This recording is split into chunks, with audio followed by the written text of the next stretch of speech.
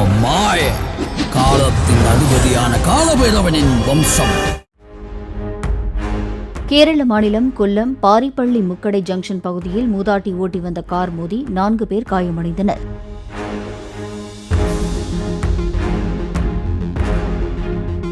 கட்டுப்பாட்டை இழந்த கார் எதிரே பைக்கில் வந்த தம்பதியர் மீது மோதியதுடன் சாலையோர கடையிலும் மோதியது சிசிடிவி கேமராவில் பதிவானது.